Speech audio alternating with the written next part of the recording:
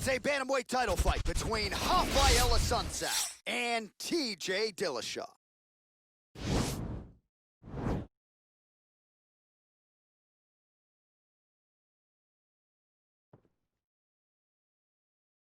You ready?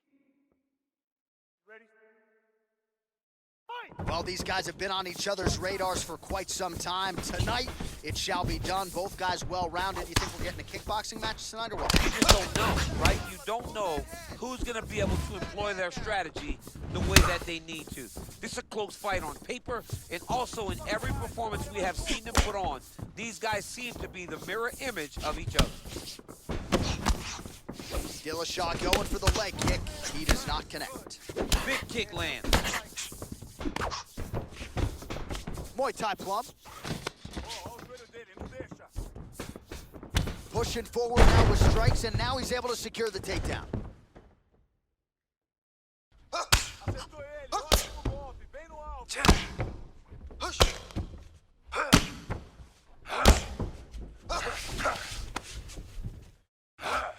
Now the guy's got armbar. He's attacking it on it. Attacking armbar.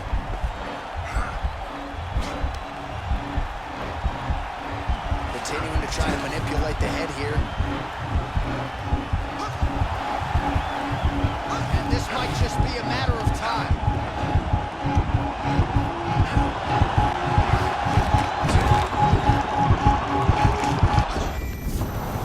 Somehow stays in the fight. Side control now, and certainly I would think more offensive options for the bottom fighter than in half guard. Absolutely more offensive options, because now you can just start to get away. You can just go to a wrestler stand-up. Get to your knees, post your hands, don't allow him to get his hooks in, right? Really be aware of the hooks. But get to your handstand, up, fight the hand, break away and escape. But it's so much more free-flowing than a half guard in the side control, because all you need to do is just get the opponent's body up, because his legs are just free to move. His legs are not controlling anything. Oh, nice job to defend the takedown and scramble to his feet. Nice kick lands. Got the single collar tie. Oh, he tried for the throw there, and the clinch can't bring him down. Big kick position. Watch him start to hang. Try to gas his opponent out by hanging on his head. That's a big strike right there. Back and forth we go here. Whoa!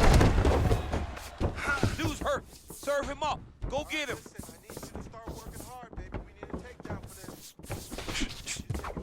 Nice 1-2 there. Unable to land with that punch. And now trying to take the back.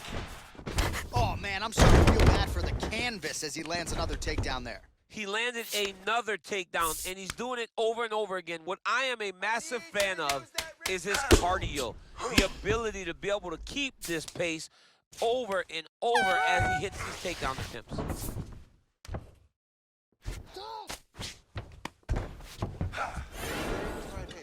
Hey, head up, listen. Hey, focus. All right, so there's the horn. He got knocked down by a punch in that round. He is able to survive. We'll see if they can make some adjustments. He's as tough as they come. He took that shot and he kept plodding forward. He got off his butt. He got himself off of the canvas and tried to get right back to work. But he cannot take many more of these. You don't want to be the guy that's testing how tough that your chin is. All right, here we go with round 2. Rafael Assunção You ready? versus TJ Dillashaw. Work the game plan, baby. Work the game plan. Here we go. Stay tight. Work the game plan. He blocks the punch. And a nice job at least staying upright on that. Set the pace. Here we go. Big, powerful punch lands. Now he gets back to range. Nice job there by Rafael Assunção. He's still staying home at Georgia to train with his brothers, Junior and Freddie, and if it's not broken, no need to fix it.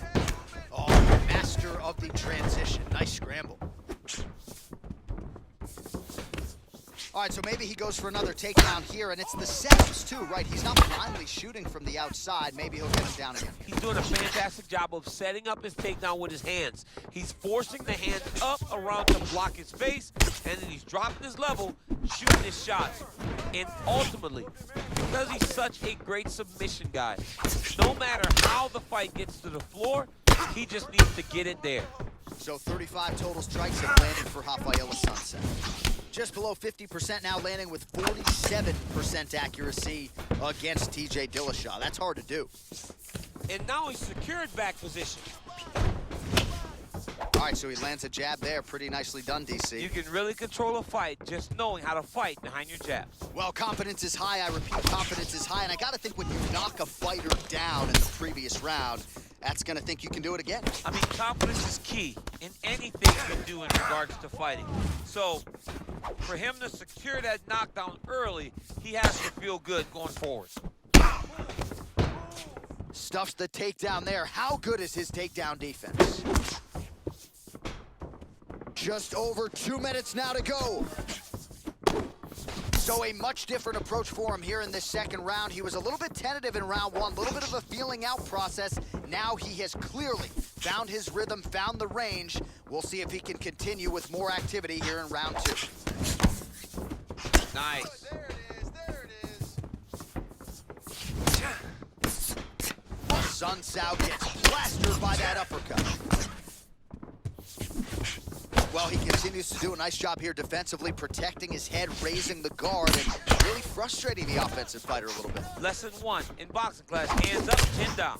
All right, so he connects with another punch there, kind of targeting that cut, I think. I mean, when you get a cut on your opponent and you see it and it's pouring blood, you continue to attack it. Every time you land, you can see that it splits it a little bit more. Great job finding that weakness and really taking advantage of it. All right, he engages in a single collar tie here. Blocks the shot. I mean, he's cutting them down to size with these beautiful leg kicks. 10 seconds remain in round two. And that's the end of round number two. Well, what a round it was, especially from a striking standpoint. DC, take us through it. High-level striking. I mean, this is what people come through the doors to see. Two men stand on a quarter, chest to chest, forehead to forehead, and let it all fly. I'm surprised nobody went out, but it does excite me for the second round. That was a tough one, and you're taking way too many shots to the body. You got to start covering up. You got me? You ready? You ready? Fight! Final round. Let's go. Let me see what you got. Game plan. Hands Oh, up. single collar tie here. Scramble right there. Beautiful transition. Look at the whip action that comes from him throwing that kick. Oh, tagged him with that right hand. What a strike that was. What a strike that he is landing over and over again. His opponent will need to make some adjustments. Big punch lands over the top. How's he going to follow this one up? So the head strikes start to pile up. Takedown defense holds up. All right, he engages in the single collar tie. Oh, and now the underhook, DC. He's got the underhook. He's got the far side post. If you're the opponent, you have got to get out of here. Trying to establish that jab once again.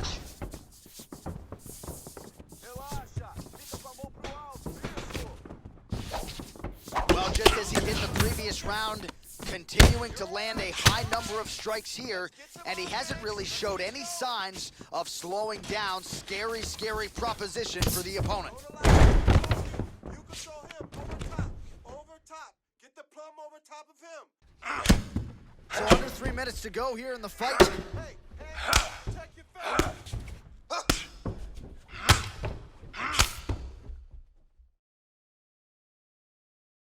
All right, so he's sort of turtled up here. Not great body language. Perhaps he's trying to bait him in a little bit. Well, hard to win fights in mixed martial arts from the bottom, but nice work here in that position by Dillashaw.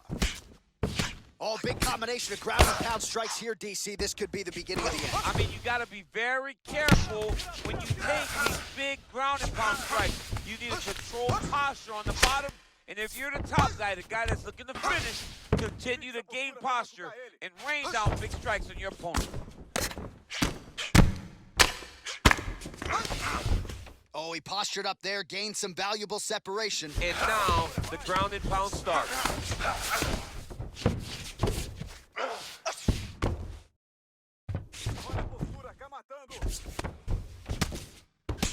A lot of clinch work here. A Sun Tzu's looking to pass from full guard into half guard here, but he's denied. Make him work. Move. Working off of his back here. Looks like he may try to hip escape. All right, closed guard now. Gotta be careful, though. He's got a lot of submissions off his back. Nice work here off the bottom as he delivers a nice elbow. Sun Tzu gets back up, back into his comfort zone. Huge fist being rained down by TJ Dillashaw. He's rocked. That was a beautiful hook. It landed perfectly, and it hurt his opponent very bad. All right, so they came in unquestionably the two best in the world in this division, and they showed you exactly why here tonight. A lot of people may think the challenger did enough. For me, slight lean to the champion to retain his title. I agree with you, John. I thought the champion did just enough to keep his belt. And this has nothing to do with you got to beat the champ to get the belt. No, the champion outworked him in the big spots. He should retain his title. The official decision is in. Here's Bruce Buffer. Go to the judges' scorecards for a decision.